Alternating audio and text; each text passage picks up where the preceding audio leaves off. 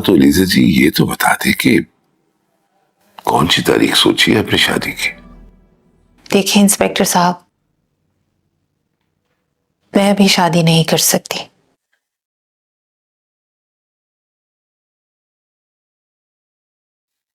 शादी नहीं कर सकती मतलब? मैंने कहा कि मैं अभी शादी नहीं कर सकती। आप जानती हैं आप क्या कह रही हैं? जी हाँ, मैं जानती हूँ मैं क्या कह रही हूँ। अभी मेरी एक और बहन भी है, उसकी जिम्मेदारी है मुझ पर। जब तक उसकी शादी नहीं हो जाती मैं शादी नहीं कर सकती। तो ठीक है, हया के लिए एक लड़का ढूंढ लीजिए, फिर दोनों बहनों की इकट्ठे शादी हो जाएगी। इतनी जल्दी ये सब कुछ नहीं हो सकेगा जितनी जल्दी आप चाह रहे हैं। अच्छा रिश्ता ढूंढने में वक्त लगता है। मैंने हमेशा आपके साथ कोऑपरेट किया है और अब भी करूंगा, क्योंकि मैं आपको टेंशन में नहीं देख सकता हूं।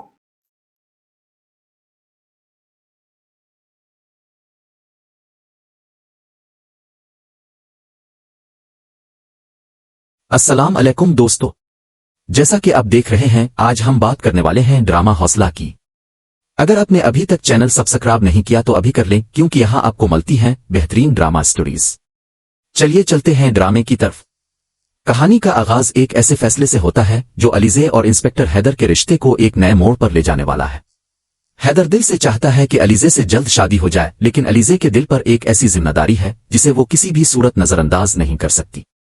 हैदर अलीज़े से शादी की तारीख पूछता है, मगर अलीज़े का जवाब इसे हैरान कर देता है। अलीज़े साफ कह देती है कि वो अभी शादी नहीं कर सकती। हैदर के लिए यह बात समझना मुश्किल था। जब दोनों एक दूसरे को चाहते हैं तो फिर अलीज़े शादी से क्यों इनकार कर रही है? अलीज़े बताती है कि इसकी एक और बहन है हया। हया की तमाम जिम्मेदारी भी इसी के कंधों पर है। अलीज़े का कहना है कि जब तक हया की शादी नहीं हो जाती वो खुद अपनी जिंदगी का नया सफर शुरू नहीं कर सकती। हैदर कुछ देर खामोश रहता है, फिर कहता है कि अगर मसला हया की शादी का है तो दोनों बहनों की शादी एक साथ कर दी जाए। लेकिन अलीज़े जानती है कि अच्छा रिश्ता तलाश करना इतना आसान नहीं। एक अच्छा इंसान और अच्छा खानदान ढूंढने में वक्त लगता है।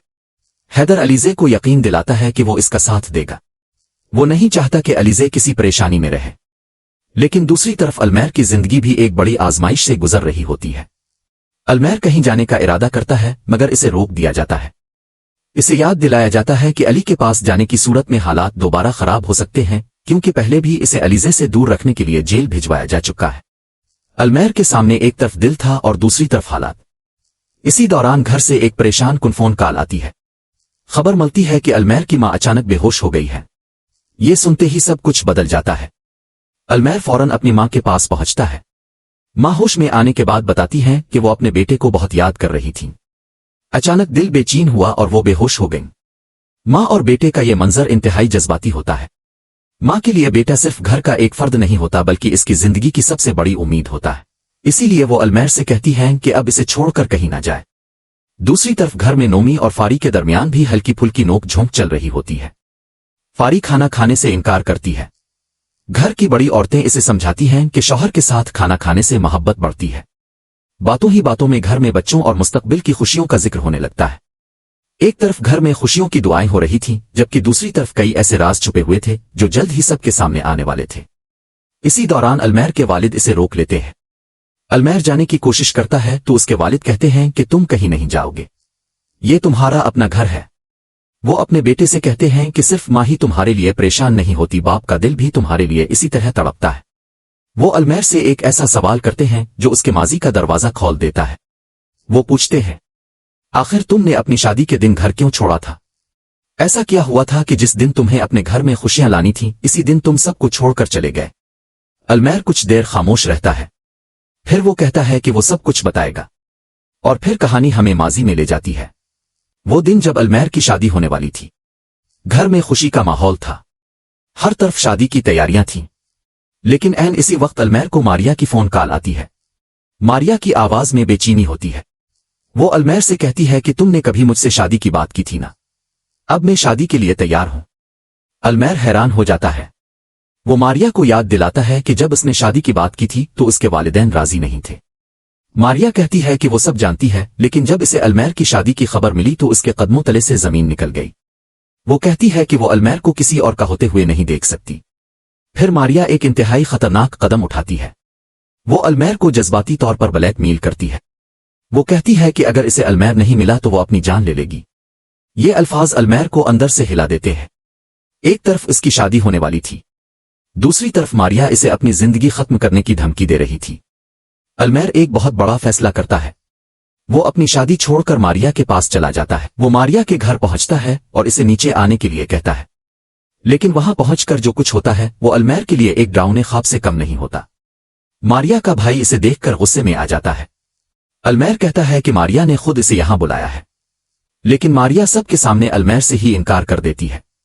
वो कहती है, मैंने इसे नहीं बुलाया, मैं इससे शादी क्यों करूंगी, मैं तो पहले ही मंगनीशुदा हूं।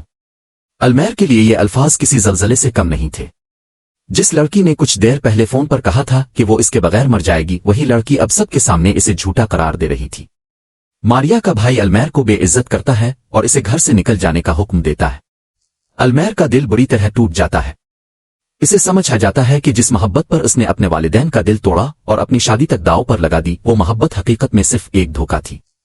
अलमैर वापस घर आता है।